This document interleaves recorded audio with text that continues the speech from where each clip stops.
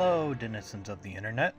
My name is Winnie Weedy Vorthos, and I like to make Vorthos Magic the Gathering decks that are as competitive as possible, and have been doing so for almost the entirety of my years playing MTG. Today, I'll be bringing you a tribal deck for the modern format for one of my favorite tribes in all of MTG, and the first deck I ever tried to make competitively viable. Come with me as I take you on a journey through strange aeons, and we try to fathom the ineffable, that is, the Eldrazi. For those of you out there who are familiar with MTG, I'm sure you need no introduction to what the Eldrazi are in either the form of lore or their impact on the game. Considered by some to be the singularly most powerful tribe to have ever been printed, these Lovecraftian Eaters of Worlds have, at one point or another, been the bane of the metagame's existence in almost every format, and have never been completely discounted as a viable tribe to build around. The sheer density of powerful cards that this tribe has cannot be overstated. They really are some of, if not the most, powerful creature cards that have ever been printed that didn't break a format. As such, they remain an infamous fixture in the minds of many a Magic the Gathering player. But what are the Eldrazi exactly? To make a long story short, the Eldrazi are a race of otherworldly entities that come from the space in between planes, the Blind Eternities, where, previously, it was believed that no living being could exist for very long. Much about them is shrouded in mystery, and what is known about them befuddles the mind. They are cosmological beings which don't make sense within the rest of the world, and that's the point of them. They are, at heart, unknowable and yet undeniably powerful to an extreme degree. The three Eldrazi, known as the Titans, are Ulamog, Kozilek, and Imrakul. These distinct entities are the quote-unquote true Eldrazi, from which all others are spawned, and their very presence warps the laws of reality in various ways, stripping away, reshaping, and maddening the very planes which are unfortunate enough to play host to them. If you are unfamiliar with the Eldrazi and wish to know more, I highly encourage you to go seek out their stories, as they have some of the richest lore in MTG history. Now, if you're anything like me, you probably saw these gigantic interplanar abominations and thought, how cool, I'd love to build a deck around them. Well, fret not, dear viewer, because I come bearing just such a deck. A deck which is not only an Eldrazi tribal deck, but is one that embraces what it means to be an Eldrazi wholly, the embodiment of a sudden, living Armageddon, an unstoppable, unknowable force that arrives, erases worlds, and moves on. The true Eldrazi are those which are the biggest, the most powerful, the most devastating. These three, I'd hesitate to call them characters. They're more like forces of nature, really, if that nature was something entirely alien and unknowable, but these three Titans are the pinnacle of what it means to be an Eldrazi, the purest distillation of their race. As such, this deck seeks to embody them and their lesser, but still powerful, spawn by creating conditions in the game that facilitate their arrival from the void, that they may consume all that is in their path and leave nothing in their wake. And the name of this deck is Apocalypse Now.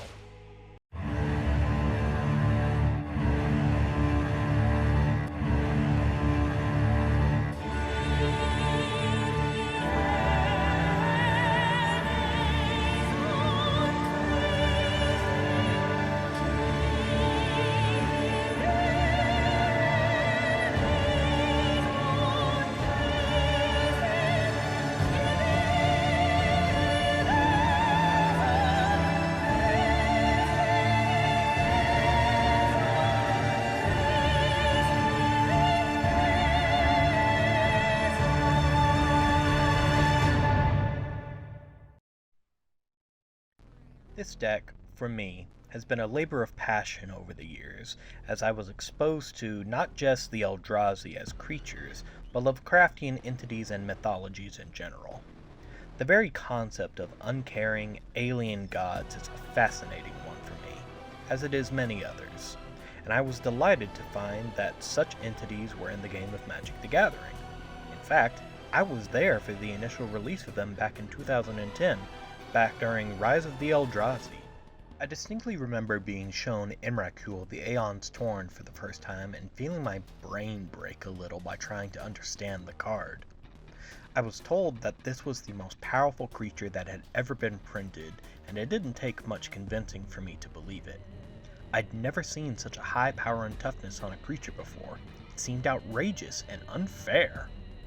Then I learned there were two others like Emrakul, and I was officially hooked on the creature tribe. I wanted to know all that I could about them.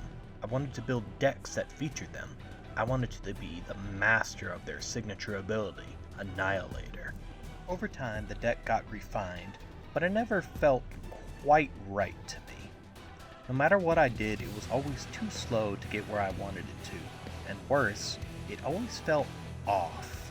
For the longest time, I couldn't put my finger on it, but eventually, I learned what I was feeling was a dissonance between deck design and card functionality. I wanted this deck to be an embodiment of the planar annihilation that the Eldrazi brought with them in their wake, with an unstoppable tide of uncaring hunger that obliterated everything in its path. Ramping spells like Harrow and Rampant Growth simply weren't cutting it. I needed more mana and faster. And that's about when I discovered the mana base that would change my entire career as a player, the Tron lands. By the time I found them, Tron was a well-known and established archetype within the game, so I wasn't exactly bringing anything innovative to the table by putting them together. In fact, I'd learned that variations of Eldrazi Tron were already a thing, as people splashed colors for this or that, usually green. But it was nonetheless the perfect answer for what I needed as a deck builder. Better yet, I came across this mana base at the best time, because Expedition Map had been printed, making the Tron lands more streamlined and efficient than ever before. Having 7 mana on turn 3 was great. 10 mana on turn 4 was perfect, since that would let me cast one of the Eldrazi Titans on turn 4, which was, on average, about 4 turns faster than I had been casting any of them. But the most important thing about the Tron lands was that the mana they produced was colorless, and it didn't take me very long to stop and consider if it was possible to make the deck entirely colorless, using these lands and others as a basis. Needless to say, I got to work. I'm not about to sit here and say that I invented colorless Eldrazi Tron as a deck archetype. I almost certainly didn't. But I was definitely one of the first to try it out, as I distinctly remember going to my local game stores, telling people what I was playing, and getting confused looks or curious inquiries as to how the deck functioned, that I was only too happy to show. From there, it was just a slow process of refining the deck until new cards came out for it in Battle for Zendikar, Oath of the Gatewatch, and a little later, Eldritch Moon. These sets were huge for an Eldrazi tribal player such as myself, with so many new toys and directions I could take the deck in, and I tried all of them. But ultimately, nothing ever felt as good to me as keeping the deck devoid of color, playing huge Eldrazi, and simply overwhelming my opponents with their otherworldly might. So that's how I kept the deck, and with the addition of new, powerful cards, the deck took on its current form. Until we see the release of new, truly colorless cards which are themed around the Eldrazi and are modern legal, this is the final form of the deck. I feel like now, before we get into the actual deck list, is a good time to fully expand upon the deck building restrictions of this deck, so that we have a better picture of the design philosophy that went into making it in the first place. Eldrazi Tron decks are not a new thing, nor are colorless Eldrazi Tron decks. But what exactly do I mean by a colorless Eldrazi Tron deck? I mean this deck is a colorless deck, capital C, in that it isn't running artifact spells except for when explicitly necessary, but instead running spells which are colorless and related to the Eldrazi. This means that we're not championing classic Tron cards like Wormcoil Engine or Walking Ballista, because they're artifact creatures, and that's not what this deck is about. it's an Eldrazi deck, capital E, in that it doesn't run your classic Tron threats in the form of Karn in any of his forms or Ugin in any of his. As a Vorthos player, I simply cannot abide putting them into a deck together. Instead, this deck seeks to champion the Eldrazi themselves, and not just the small, aggressive, hyper-efficient ones, no. We want to play the World Eaters, the Warpers of Reality, the Enders of Hope. So, with that in mind, let's move on to the actual deck list. Apocalypse Now, so named because of the apocalyptic Eldrazi we run, as well as a metatextual reference to the movie of the same name, which, in of itself, is based on the book Heart of Darkness, a story about a man descending further and further into evil and questioning the nature of humanity itself, a fitting allegory for any planeswalker who would willingly choose to summon these Enders of Worlds, is perhaps the most competitively designed deck that this channel has made a video about so far. Mechanically speaking, this is a Tron deck, first and foremost, by necessity. If there were any other lands that were as efficient, or more so, of generating colorless mana which were on theme for this deck that were modern legal, trust me, we'd be running them instead. But the fact is that the Tron lands are quite simply the best at what they do, and we need the gigantic amounts of mana that they're capable of producing for our colossal creatures from the Blind Eternities. As such, it's focused on doing what all Tron decks want to do the first 3 turns of the game: get Tron online. Of course, it's an inevitability that there will be some games where you just simply won't have the pieces you need to make Tron a reality on turn 3, which is why we're running some spells that can be played in the early game without the need for a full set of Tron lands. But make no mistake, you want to get Tron as fast as possible, because that's how you play your game-ending creatures, of which we are running aplenty. Speaking of which, now is a perfect time to go over the big baddies of the deck, as they are what we want to play in order to win the game, because, in this deck, getting any one of these out usually means that we win on the spot, and if not on the spot, very shortly after. We are running almost every version of the Eldrazi Titans that we can get our hands on as one-ofs in this deck, with the exception of Kozilek the Great Distortion. Both versions of Emrakul are as game-ending as they are iconic. We'll start with her older version first. For 15 mana, we get a 15/15 legendary creature Eldrazi that can't be countered. You take an extra turn when you cast her, has flying, protection from colored spells, and Annihilator 6, meaning when she attacks, the defending player has to sacrifice 6 permanents. If, by some miracle, your opponent has one of the few ways to actually kill her on the spot, or if she just ends up in the graveyard from anywhere else, she and the rest of your graveyard get shuffled back into your library. Older players need not be sold on the power of this card. Newer players, look closely. This is hands down the singularly most powerful creature card that has ever been printed in the history of Magic the Gathering. If you have even a slight understanding of how this game is played, you know that playing her almost assuredly means the end of the game on the spot. Most players will just scoop the moment that you put her on the stack, because there are so few ways to deal with her.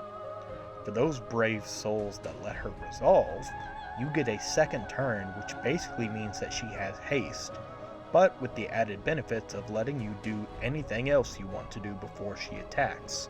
Like, say, cast another Titan, just to put some emphasis on how overkill this card is. Emrakul the Aeon's Torn is the definition of an apocalypse by uncaring eldritch beings.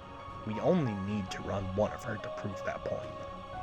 The Promised End, on the other hand, lives up to her name just as well.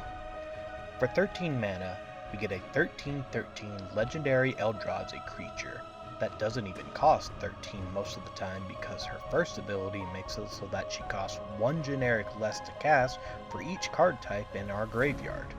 We run a total of 6 card types in this deck, meaning it's possible to cast this Eldrazi for only 7 mana, which makes it potentially the cheapest Titan in the deck. When you cast the Promised End, you take control of target opponent's next turn, and then they get to take an additional turn after that. She also has flying, trample, and protection from instants.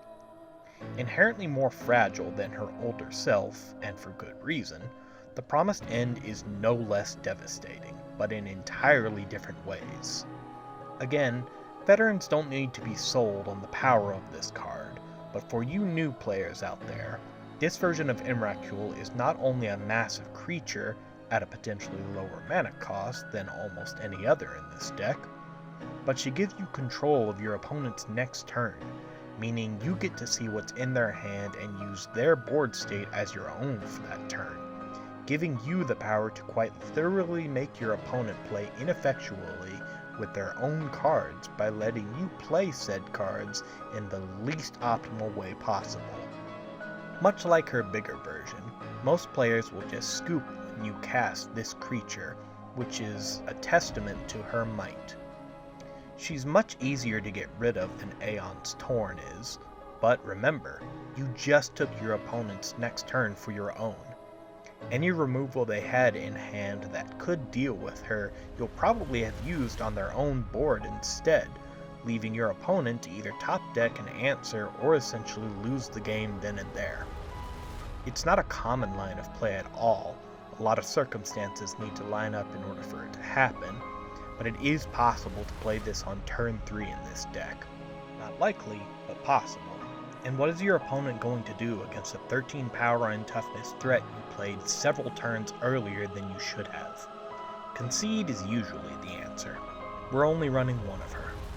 The next set of Titans we're running are the Ulamogs, Infinite Gyre and Ceaseless Hunger. Ceaseless Hunger in particular is the more likely of the two to show up in your standard Eldrazi Tron deck list, but we want both of them in ours. While slightly less impactful than Imracule is, Ulamog is no less game-winning and may very well lead to scoops when you cast either version of him as well. Starting with the oldest, Infinite Gyre is an 11-mana legendary creature Eldrazi with 10 power and toughness. When you cast him, you get to destroy any permanent you want. He has Indestructible and Annihilator 4. Just like Aeon's Torn, if he's put into the grave from anywhere, you shuffle your whole grave into your library. While not quite as instantly game-winning as Aeon's Torn is, Infinite Gyre is still infamously powerful with an on-cast trigger that can get rid of the most impactful permanent your opponent usually controls, 10 power and toughness, and Annihilator 4. This version of Ulamog is just as threatening in its own right. I cannot overstate how devastating a trigger Annihilator is. Forcing your opponent to sacrifice their permanents anytime it attacks is so brutal, and 3 of the Titans have this ability.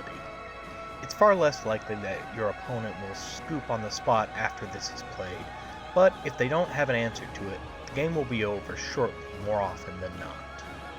If you want an Ulamog that will make most opponents scoop when you cast him, look no further than Ceaseless Hunger.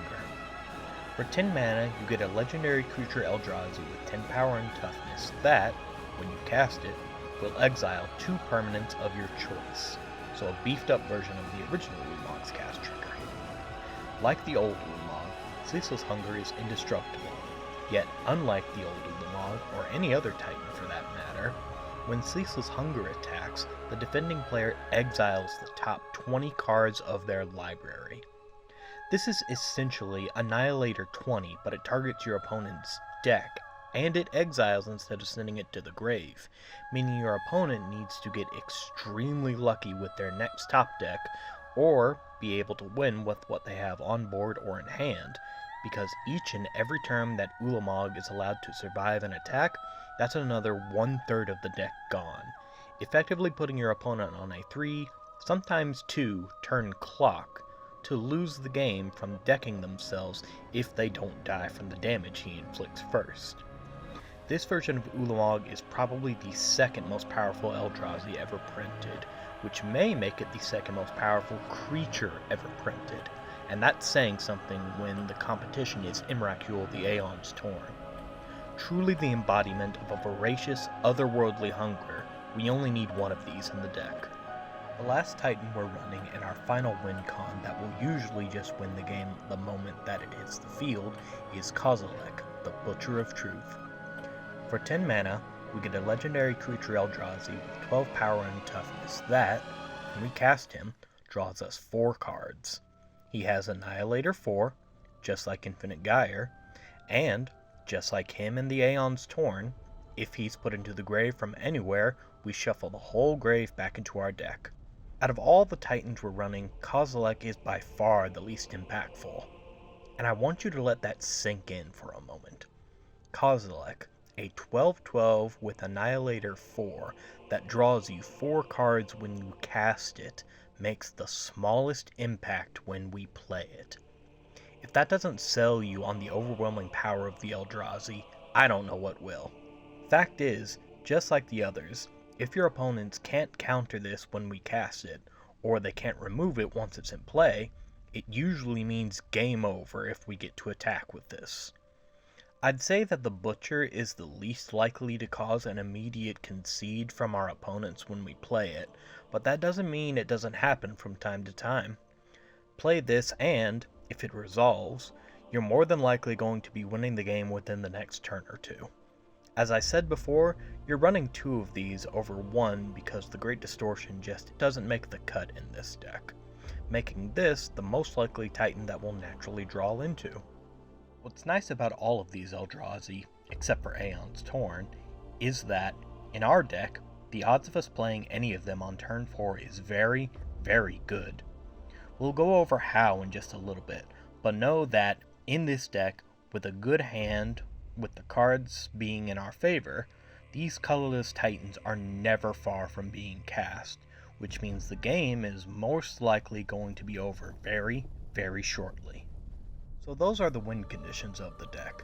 What other tentacle monsters are hiding within the void that is our library? Bane of Bala Ged is first, and I would honestly go as far as to call this a secondary win condition to the Titans. No joke. For 7 mana, we get a 7/5 Eldrazi that has a pseudo-annihilator ability attached to it. When it attacks, our opponent exiles 2 permanents they control. Not exactly the same as Annihilator, and some would argue better. This spawn of most likely Ulamog is a nasty threat that comes out as soon as turn 3 in this deck thanks to the Tron lands. If it makes it to turn 4 and gets to attack, it's only a matter of time before the game ends from there, usually. This creature is massive in stature with a devastating attack trigger that not many players can come back from, especially if it attacks on curve, especially if we have more than one of them in play. I've seen games end in a concede once this hits the field as well, which has happened way less than any of the Titans, but it's amazing that this uncommon creature card commands that kind of respect from players if it comes out on turn 3. This is an amazingly on-curve threat for us. We're running 3 of them. The last creature that we're running in this deck is Conduit of Ruin, a 6 mana Eldrazi creature with 5 power and toughness. When we cast the Conduit, we get to search our library for a colorless creature card that costs 7 or more mana to cast, reveal it to our opponent, and put it on top of our library. Moreover, with Conduit of Ruin out on the field, the first creature spell we cast each turn costs 2 generic less to cast. This is the all-star of this deck, our smallest but most likely most important Eldrazi we run in this entire deck list.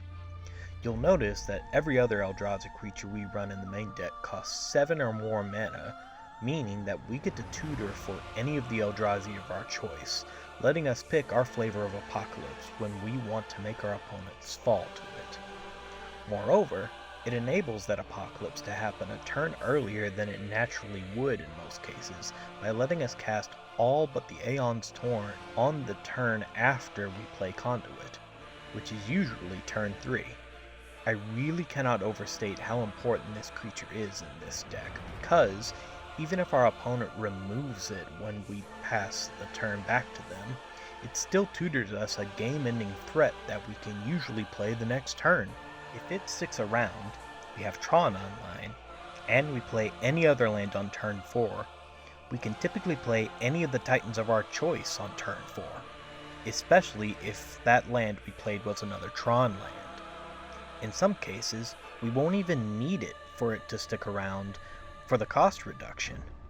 If we picked Butcher of Truth, Promised End, or Ceaseless Hunger as our Titan of choice, and if we happen to have 3 card types in our grave, and play Urza's Tower as our land for turn, we can play them without the aid of the Conduit.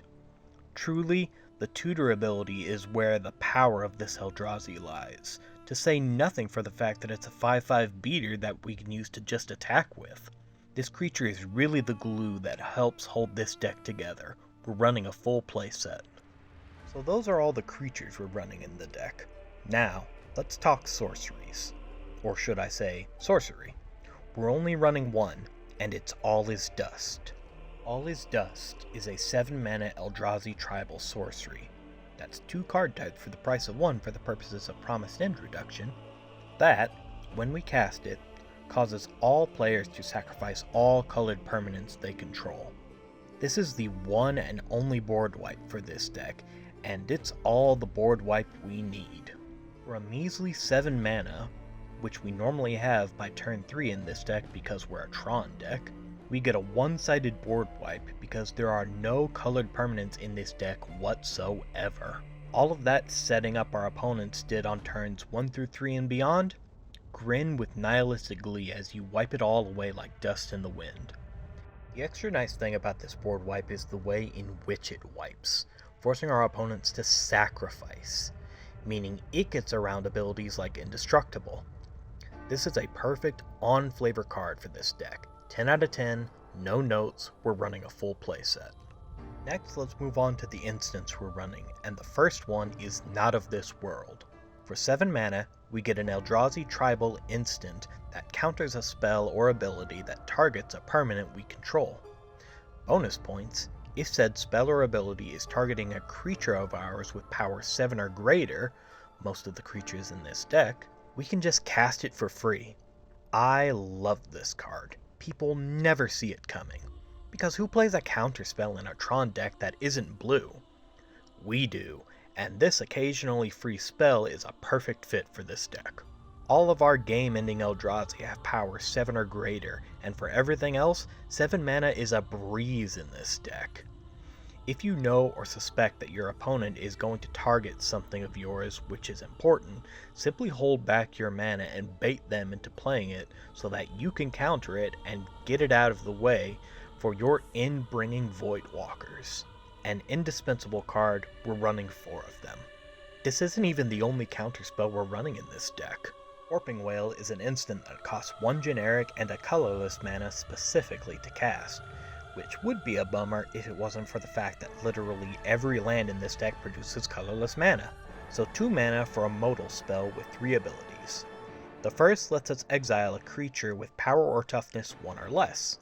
The second lets us counter a sorcery spell. And the third lets us make a 1/1 Eldrazi Scion creature token that we can sacrifice for 1 generic mana. This is a very versatile card for us that does lots of things as needed. It's removal, it's a counterspell, and it's ramp if we need it to be.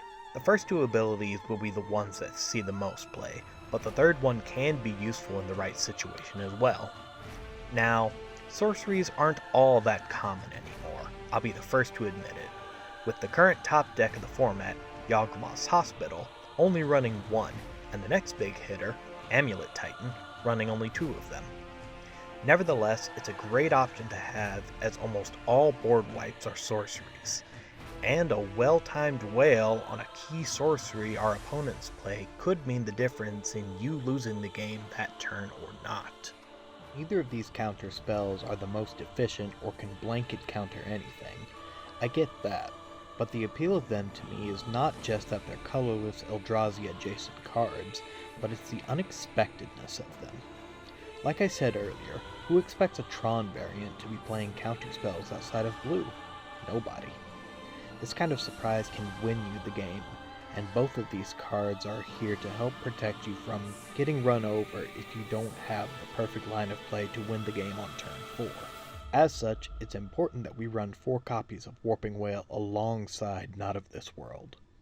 Speaking of removal, which Warping Wail pulls double duty as, We're also running Scour from Existence, a 7 mana instant that lets us exile any permanent we want. A simple effect on a normally pretty bad magic card. In a Tron deck like this, it's a solid piece of removal for us. Tapping 3 lands, usually, to exile something troublesome is great for us and gets around all sorts of things. Anything with indestructible like the One Ring, or an opposing Ulamog the Ceaseless Hunger, enchantments like Leyline Binding, Planeswalkers, or even lands. Scour from Existence hits them all and gets rid of them permanently because of its exile clause. In any other deck, this really would be a bad card, but for us, it's a versatile piece of removal that can get rid of a lot of the most bothersome things in the format, which is why we play 4 of them. The last instant we run in this deck is Titan's Presence, a 3 mana instant that, as an additional casting cost, we have to reveal a colorless creature card from our hand. Once we do, though, we exile a creature of our choice with power less than the revealed creature's power. The thing I love about this card is the flavor of it. Showing a lesser creature the absolute grandeur and horrifying presence that which cannot be understood in the form of an Eldrazi causes them to fade away from existence itself.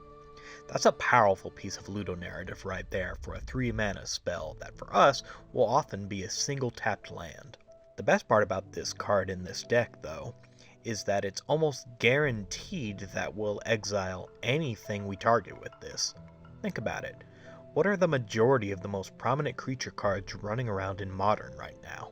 Ragavan, Sheoldred, Bowmasters, Yawgmoth, Stoneforge Mystic, all of these cards and so much more are vulnerable to even the lowest power Eldrazi Conduit of Ruin. Even some of the biggest threats like Murktide Regent and Primeval Titan are often erased by the Bane of Bala Ged, which is a common creature draw for us, and anything else will generally fall to the presence of any of the Titans. Even a creature suited up in a Hammer Time deck with the eponymous Hammer more than likely won't be able to survive a glimpse with any Titan that isn't Ceaseless Hunger. And even if it would, Titan's presence is an instant if we play our cards right. Even on games when we don't have turn 3 Tron, we can just exile whatever our opponent is trying to target with the hammer so that it falls uselessly to the ground and is of no threat to us from then on. A perfect piece of creature removal for us in both flavor and mechanics. There's 4 of them in here for a good reason. The last non-land card in the main deck, and the only artifact card we're running, is Expedition Map, and it's only out of necessity. There aren't any Eldrazi cards that can do what the map does for us anywhere near as efficient as it does, so we have to have it in here. For 1 mana, we get an artifact that we can tap 2 mana and it to sacrifice the map and go find any land we want in our deck. A Tron staple, this is the card that enables us to consistently get Tron on turn 3 as often as we do. Once again, veteran players don't need to know what this card does, but for anyone unfamiliar with Tron, this is essentially a 1 mana go find a Tron land on turn 2 card. Super good, super efficient, and incidentally the only 1-drop we're playing in the deck. A trade-off we happily welcome for the amount of unbridled power coming off the rest of our cards. We're running 4 of them, because how could we not? That's it for the spells in the main deck. Now it's time we moved on to the mana base. I've said it several times already, but veteran players don't need the refresher on what's coming. Urza's Mind, Power Plant, and Tower are a trio of lands that play extremely well together. By themselves, each land taps for 1 colorless mana. If you have all 3 of them out together, though, Tower taps for 3, while Mind and Power Plant both tap for 2 each. This means that if we play one of each of these lands on turns 1 through 3, we will have 7 mana on turn 3, putting us a whole 4 turns ahead of our opponents in terms of mana output. These lands are the reason that we can play this deck the way we do, as well as the specific configuration that we're playing it in. Something I'll go over in more detail a bit later. Quite simply, these are the most mana efficient trio of lands that are modern legal, and for us, they basically transform the generic mana costs of our spells from 7 to 3. Since we'll only need to tap 3 lands to play the majority of the cards in our deck. 4 lands for most of our finishers. I said it like that because the one thing we don't normally do when we have Tron online is play a bunch of little spells. We will sometimes if there are a lot of things that we want to remove individually, but more often than not, we'll tap our Tron lands on turn 3 for 7 mana and play an All Is Dust, Scour from Existence, Bane of Bala Ged, or Conduit of Ruin. And from then on, whenever we play more lands, we just snowball out of control. The cornerstones of our mana base, this deck wouldn't exist the way it does without them, so of course we're running playsets of all of them. Standard Tron procedure. Another staple of almost any deck playing Eldrazi, let alone an Eldrazi Tron deck, Eldrazi Temple is hard to pass up. A non-basic land that either taps for a colorless mana or taps for 2 colorless if we happen to play an Eldrazi spell. For the purposes of our deck and what it wants to do, this is basically another version of Urza's Mine and Power Plant that doesn't have to rely on having 2 other lands out to make use of its mana production abilities, so long as we play an Eldrazi spell. It's a good thing that most of the spells we have are Eldrazi, isn't it? That does include All Is Dust and Not of This World for the newly initiated. It's a perfect land card that's on flavor and efficient for us, a full playset.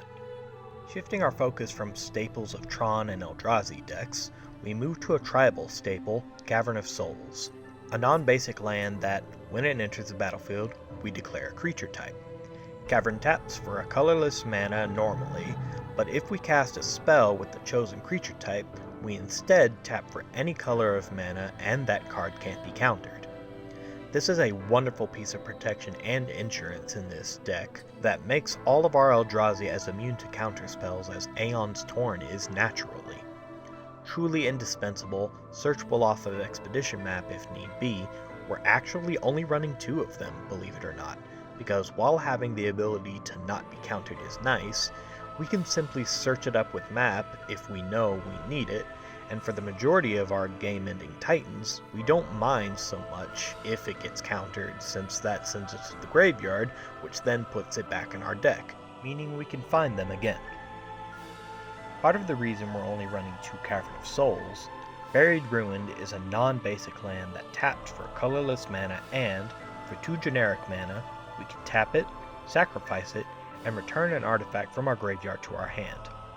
A simple bit of utility for this deck, Buried Ruin is here for one reason and one reason only, to get our Expedition map back, so we can use it again and go find a land we need. Ideally, of course, we won't need to do that since we'll have Tron online either by having it naturally or having used the map to go and get it, but there's always the possibility that we won't, that we didn't, that our opponent blew up our map before we could use it, or our opponents destroyed one of our Tron lands. In those cases and more, it's important to have some way to recur our Expedition map to get the lands we need. Its purpose is singular but important. We're running 2 copies of it. The last land we're running in the deck are 3 Wastes, the oft-forgotten 6th basic land type. Here is what remains after the Eldrazi are through feasting on a world. Naught but a wasteland that can give no colored mana, only colorless. Some of you might be thinking that it's a waste to run these wastes when we could be running more Cavern of Souls and Buried Ruins in their place. The reason we aren't is simple. In my opinion, you should always have some amount of basic lands, no less than 3, in your deck so that you can search them up whenever your opponent uses a card that forces you to search for a basic card, like Path, Assassin's Trophy, or Field of Ruin. One of the worst feelings is not having something to find off of cards like these, so we had to have some in the deck somewhere, and they only come at the expense of our less important utility lands. That's it for the main deck, but what about the sideboard? Some of you might have been concerned about the lack of smaller, more traditional Eldrazi, but fret not. They live here, in the sideboard, and are to be brought in for games whenever the Titans or Bane of Bala Ged are not the answer you need to win the game. Although I would advise keeping at least 1 Titan in the main board at all times for that possibility of playing it and winning the game almost immediately. The first of the small Eldrazi we're running, Eldrazi Mimic is a 2-mana Eldrazi creature with 2 power and 1 toughness that has the effect of mimicking any other colorless creature we play's power and toughness the turn it enters the battlefield. One of the key Eldrazi creatures that help break the format during Eldrazi Winter, look that up if you don't know what that is, Eldrazi Mimic is here to do as it was intended to do. Since Eye of Ugin is banned and likely to never return, it will never menace the modern format like it once did, so instead, it can menace our opponents by growing larger and larger as we ourselves play bigger and bigger creatures, becoming a mid to late game beater whenever we play anything that's bigger than it. The Mimic is a nice and aggressive creature that we'll bring in during games where we ourselves need to be more aggressive and less concerned about getting Tron online as quickly as possible. We're running 2 copies of it. Our next greatest hits Eldrazi is Thought-Knot Seer, a 4/4 Eldrazi creature for 3 generic and a colorless mana. When it enters the battlefield, our opponents show us their hand and we pick a card and exile it. To compensate for this, when it dies, our opponents draw a card. I've heard people describe this as the most powerful Eldrazi ever printed, and it's for good reason. A 4/4 body that acts as a Thoughtseize without the loss of life is pretty great, doubly so because it exiles. Famously used in all sorts of variants of Eldrazi decks, Thought-Knot Seer is a great card that will help us stabilize even more than our suite of removal and counter spells would normally do by allowing us to attack the opponent's hand. We're running 3 of them. Reality Smasher is a 5/5 Eldrazi creature for 4 generic and a colorless mana that has Trample and Haste. When it becomes the target of a spell our opponents control, that spell gets countered unless our opponent discards a card. Another classic Eldrazi finisher card, Smasher is great as both a hyper-aggressive beater and a way to force our opponents into unfavorable positions, requiring them to 2-for-1 themselves in order to target it with any kind of spell, which of course means that if they don't have a card in hand to discard, they can't target it. A very good, very efficient aggro Eldrazi that for us can come out as soon as turn 3, we're running 2 of them. Endbringer is a 5/5 Eldrazi creature that costs 5 generic and 1 colorless mana to cast. It untaps during each player's untap step, and it has a load of tap abilities for us to pick from. By tapping it, we can deal 1 damage to a creature or player of our choice. For a single colorless mana and tapping it, we can make it so that target creature can't attack or block this turn. And for 2 colorless and tapping it, we can draw a card. This creature is a nice bit of utility for us that can either pick off small creatures our opponent is playing, ping our opponent's life total each and every turn, make it so that our opponent's best creatures can't attack or block, or can simply be a draw engine for us. So long as we keep up 2 mana open, not hard to do, we can pick and choose which ability we want to use each and every turn, or, if we don't want to, we can just attack with it. A very versatile spawn of Kozilek. We're running 2 of them. Deceiver of Form is an 8/8 Eldrazi creature that costs 6 generic and 1 colorless mana to cast. At the beginning of combat on our turn, we reveal the top card of our library, and if it's a creature card, each creature we control other than Deceiver of Form becomes a copy of that creature until the end of the turn. This is an alternate win con for us, plain and simple. A way to make it so that all of these smaller, cheaper Eldrazi we may or may not bring in during games 2 and onward have a way to suddenly get enormous and absurd out of nowhere, and either swing for lethal or at the very least a demoralizing amount of collateral damage. Imagine, if you will, you play Deceiver after playing Mimic and Thought-Knot Seer with a Conduit of Ruin in hand. Play the Conduit, search up for a Bane of Bala Ged, and conveniently place it on top. Congrats! Conduit, Mimic, and Seer are now Banes of Bala Ged, meaning you can attack with 2 7/5s and an 8/8 and force your opponent to send 4 permanents to exile. Deceiver is here in the sideboard because during Game 1 the game plan is very straightforward. Get Tron online, play a game-ending Eldrazi, and win. Game 2 and onward, Deceiver is here to help you win out of nowhere with some choice sequencing. We're playing 1 copy of it. The last creature we're playing in the sideboard, Void Winnower, is an Eldrazi creature for 9 mana with 11 power and 9 toughness. So long as it remains in play, our opponents can't play spells with even mana values, nor can they block with creatures with even mana values.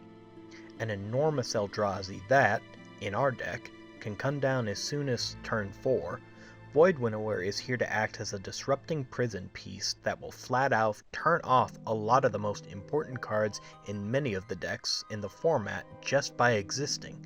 I checked. There are a surprising amount of highly played cards in modern decks which have even mana values. Over half of the cards in Burn, all of the most important combo pieces in Yawgmoth's Hospital, Bowmasters, every Lord in Merfolk, the list goes on. Of course, it doesn't stop everything in the format, and that's fine, but for a lot of decks, if this hits the battlefield, they're stopped dead in their tracks because there isn't much that they can do to deal with a creature that costs 9 mana and has 9 toughness that also has an odd mana value. To say nothing about its ability to stop our opponent from blocking with anything that has even mana value as well.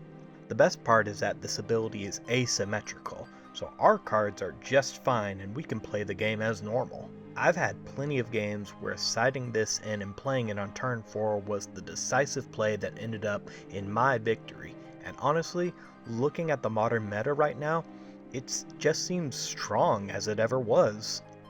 The only downside is you need to be playing a Tron deck to make the most use out of it. Good thing we are, huh? 2 copies. The last card in the sideboard, and the only other artifact card we're running, Quicksilver Amulet is a 4-mana artifact that for 4 mana we can tap in order to put a creature from our hand onto the battlefield directly. This card is in this deck as insurance against a couple of things. For games where we're facing a lot of counter spells, and for games where we want to reliably have ways to put our game-ending Eldrazi into play that don't rely on assembling Tron. The fact of the matter is, some games you just won't find Tron like you're supposed to. Some games, our opponents will be mean and blow up or otherwise turn off our lands, preventing all of that sweet, sweet mana generation we so desperately crave. Sometimes our opponents just really like saying no to us, playing our world-devouring tentacle monsters. And for those players in those situations, Quicksilver Amulet is here to help us out of said jams. We will miss the cast triggers on most of our most powerful Eldrazi creatures, which is a shame, but getting to cheat in a 15-mana Emrakul on turn 5 is usually enough to win us the game. For games where we know our mana is going to be disrupted, we really want to draw this, which is why we're running 3 of them. And that's the deck! Apocalypse Now. The deck for all of you nihilistic Lovecraft fans out there that want nothing more than to bring the power of the outer gods down on the heads of your foes in a game of Magic the Gathering. But what if you wanted to have more efficiency than flavor? What if you care more about making your deck as powerful as possible with only a minimal amount of flavor? There are several ways to improve the deck in that manner that I will go over now. For starters, one thing you can very easily do to better skew the power level of this deck is to either swap or remove some of the removal and counter spells that are played in the main board with cards that are in the sideboard, adjusting the numbers as needed. I am most certainly not one of those contrarians that think that the lower mana value Eldrazi are much weaker than their gigantic counterparts. On paper, they absolutely are.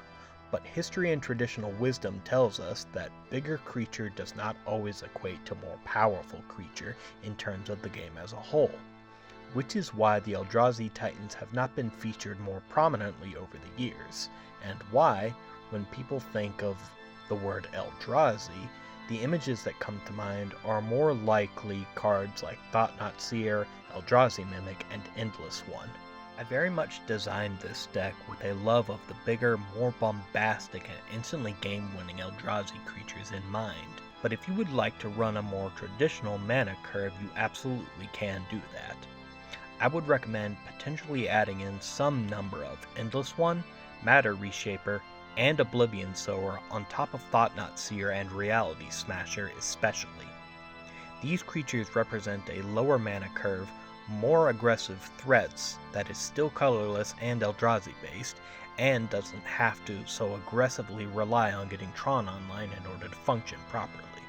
Another direction you could take the deck is simply to optimize which Titan you build the deck around, and you'll honestly find no shortage of ways to do this if you look around for it. Each version of the Eldrazi Titans are extremely powerful and have had decks and strategies built around them. For most versions of Eldrazi Tron decks, you're going to find Ceaseless Hunger as the top end, and for a great reason.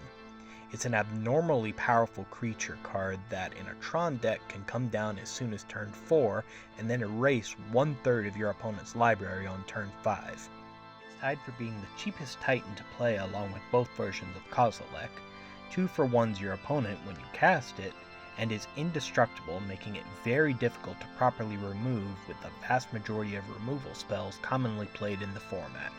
You'd have to play something like Leyline Binding or be a madman and play the removal we're playing in order to consistently deal with it. So cutting back on the number of Eldrazi Titans in favor of more Ceaseless Hunger is a very smart and easy way to go. Similarly, you could build the deck around being a more controlling variant of the archetype by including Kozilek the Great Distortion in your deck, in conjunction with my suggestion to play lower mana value Eldrazi cards.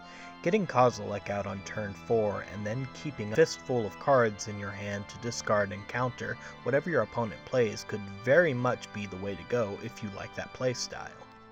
Additionally, for this upgrade path in particular, you could run Crystal Shard as a way to repeatedly bounce and play Butcher of Truth or Great Distortion for repeated card draw each turn, so you have the discard fodder needed to counter whatever your opponent tries to play. Just be sure to let Butcher of Truth end up in the grave somehow at some point so that you'll get all your cards back and keep the train of discarding and countering spells going. Keeping in mind, of course, that Great Distortion is a 12/12 with Menace that you can go attacking with as well as counter stuff. Honestly, in my opinion, there's not many ways you can go wrong with selecting Eldrazi cards as top ends for this deck. Maybe you don't want to run the Titans, but instead want to run other Eldrazi that are still insanely powerful. That's fine. It That Betrays is a powerful Eldrazi creature that can take extra advantage of playing All Is Dust or any other Eldrazi that has an Annihilator trigger that, with Conduit of Ruin, could still come out by turn 4. Spawnsire of Ulamog is a very fun card that can lead to an entirely different avenue of play if you gear your deck towards extreme mana production, adding in cards like Blight Herder to take advantage of the early turns where you exile things with Warping Wail and Titan's Presence to generate Scions, which can be used for more mana for Spawnsire. I could very easily see a setup that's built around Spawnsire that's very all or nothing, where you will either get 20 mana required to activate its ability and then empty your sideboard onto the battlefield, a sideboard which could be filled with every copy of the Titans, or just the most powerful low-end Eldrazi creatures if you wanted, or you'll die trying. With careful use of removal and control cards that take advantage of the fact that you are almost guaranteed to have the bigger creatures than your opponent, like Gruesome Slaughter, you could easily slow games down until you get to the point where you're ready to go off and win the game on the spot in as flashy of a manner as is possible with an Eldrazi deck. Additionally, you can always veer off theme and put in classic cards which are known to be very good in a Tron shell, such as Karn Liberated, Ugin the Spirit Dragon, and Ugin Sanctum in order to consistently get more value out of your deck as a whole with Planeswalkers and their repeatable abilities and utility lands which can help you make your deck more consistent overall. There's a reason that these cards are in quite a few Tron lists no matter what variation of the deck you're looking at, particularly the Planeswalkers like Karn the Great Creator and Ugin the Spirit Dragon. These cards are powerful, and so are many of the artifacts that other Tron variants run. If you're more concerned about having a consistently playable early game that doesn't have to aggressively mulligan for ways to get Tron online, it's worth considering these cards and others that they're played with that might suit your needs as a player better. Now, we've gone over the deck, we've gone over upgrades you can make if you wanted them, but what about weaknesses? Where does this deck struggle the most?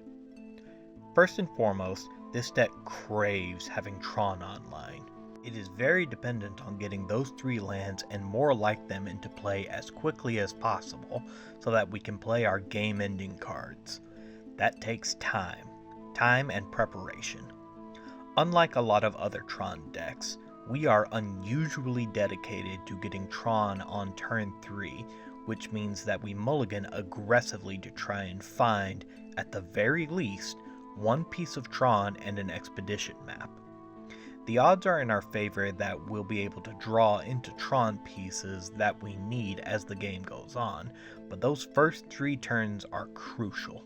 Our best line of play in the first 3 turns of the game is the standard Tron land, tap, map, pass, turn 2 Tron land, crack the map, find the 3rd we're missing, pass, turn 3 Tron, followed by whatever we need to do to either deal with what we've let our opponents do freely for the first 3 turns of the game, or play a Conduit of Ruin and prepare to win the game the following turn or 2 ourselves.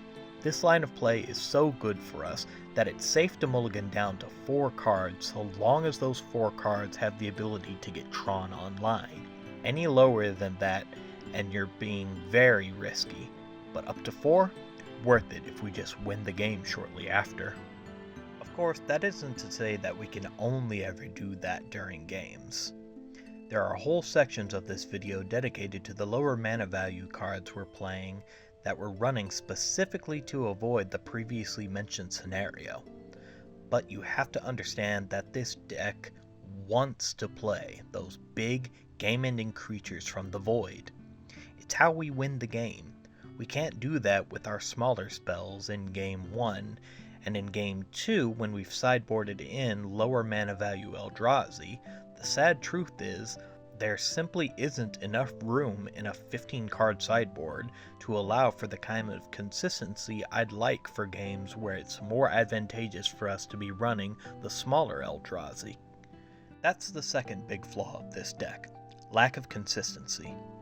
Of course, statistically speaking, our games 2 and 3 should be more consistent in terms of drawing multiple copies of things than our game 1, because almost all of the cards in the sideboard we run multiples of, but it's not as consistent as I'd like it to be, and there's just not enough we can do about it unless we change the main board for the cards in the sideboard like I suggested in the upgrade sections of this video, which I, personally, don't want to do. Thirdly, this deck suffers from all of the same weaknesses that other Tron decks suffer from.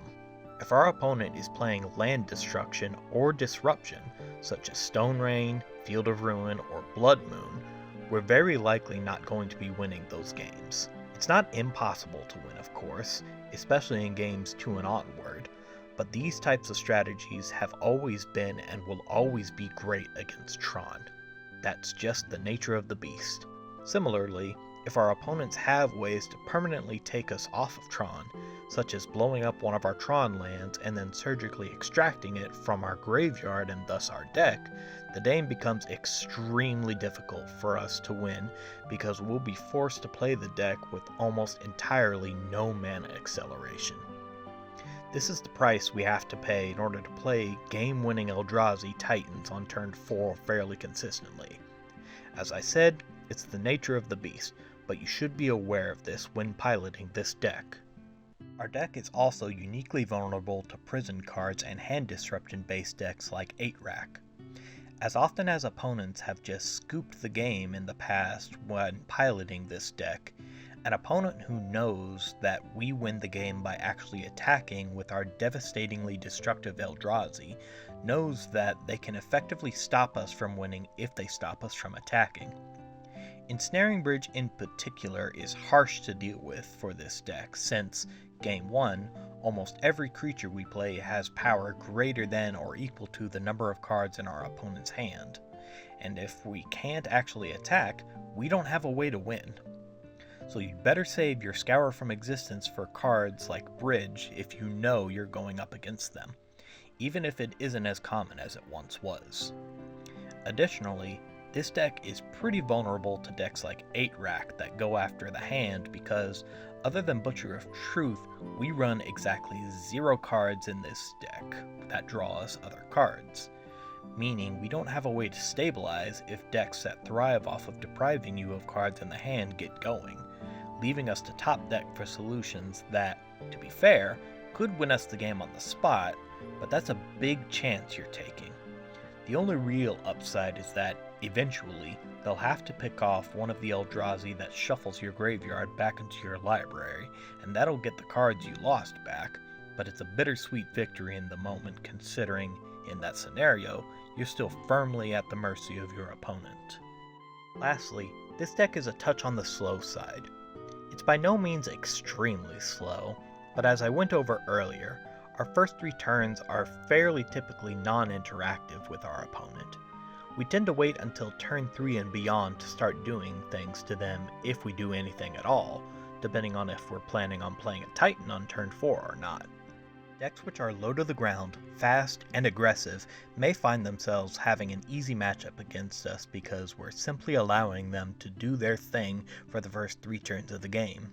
It's by no means a guarantee win for them, as we do have Warping Wail to get rid of many low power toughness creatures that could be threatening us, as well as Titan's presence to further help stem the bleeding, but again, we really need Tron online to effectively deal with these types of decks. If we can get that turn 3 Tron and we have all his dust in our opening hand, perfect. It barely matters what they do the first few turns of the game because we know that anything on board they play is most likely going to be board wiped on turn 3. But that's a specific scenario that favors us, and affinity style decks that run a lot of artifacts, kind of like Mom and Pop's one-stop flopper shop, hey look at that, I did a deck on that recently, you should go check it out, won't care either way. So be mindful of that and be prepared to try and beat them in game 2 and onward if you find yourself up against something like Merfolk or Burn. But I feel like I've done a pretty good job of fleshing this deck out. I've gone over its strengths, weaknesses, given a bit of story on how it came to be made, and made suggestions for upgrades you could make if you were so inclined. What do you think? Let me know down in the comments below. I hope that you've enjoyed this video, and if you do, please consider subscribing for more deck techs in the future, hitting the like button, and leaving a comment of some kind, or sharing with anyone you think might be interested in this kind of content. This is a new channel and I'm hoping to make a name for myself and all other Vorthos players out there. Until next time, I've been Weenie Vorthos, and thank you for watching.